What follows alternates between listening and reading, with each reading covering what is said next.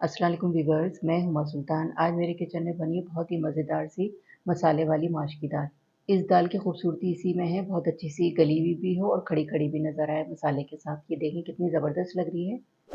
गरम गरम नान के साथ, चपाती के साथ, रोटी के साथ मज़ा आ जाता है खाने का। आप लोग भी इसे अपने घर पे बनाएंगे ना तो सब घर वाले बहुत शौक से खाएंगे।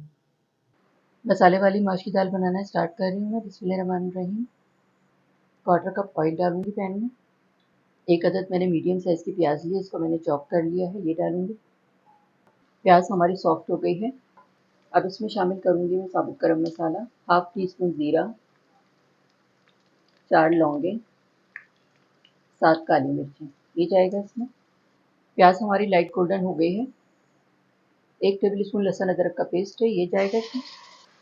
लहसुन अदरक का पेस्ट डाल के 1 मिनट मैंने इसको फ्राई कर लिया है। 2 अदद हरी मिर्चें ली हैं, इसको मैंने कट कर लिया है, ये जाएंगी इसमें।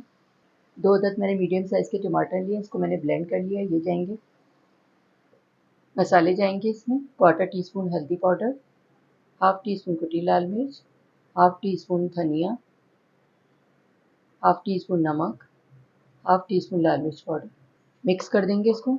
5 मिनट के लिए मैं इसको हल्की आंच पे कवर करके रखूंगी ताकि टमाटरों का कच्चापन खत्म हो जाए और बड़ा अच्छा सा मसाला बन जाता है। 5 मिनट के लिए मैंने कवर करके रखा था। टमाटर का पेस्ट डाल के अब मैं चेक करती हूँ।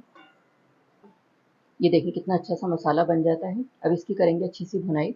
मसाले की मैंने 4 से 5 मिनट लो मीडियम फ्लेम पे खूब अच्छी सी भुनाई कर ली है। देखिए भुना भुना मसाला हो गया है इसका।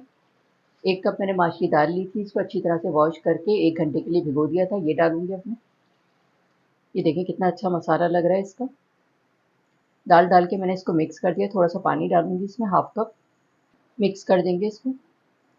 दाल को मैंने आधे घंटे के लिए रखा था लो मीडियम आंच पे गलाने के लिए। आधा घंटा हो गया है, अब मैं चेक करती हूँ। ये थोड़ी सी ढीली ढीली होती है दाल। ये देखें गली हुई भी है और खड़ी खड़ी भी है। ये देखें गल भी गई है और खड़ी खड़ी भी है। और ये इतनी ढीली होनी चाहिए, मसाला ऐसा ही होना चाहिए इसका। चलें ये दाल तैयार हो गई, अब मैं डिश आउट करके आपको दिखाती हूँ। जी, तो ये थी हमारी बहुत ही मज़ेदार सी मसाले वाली माश की दाल। बहुत ही टेस्टी बनी है ये।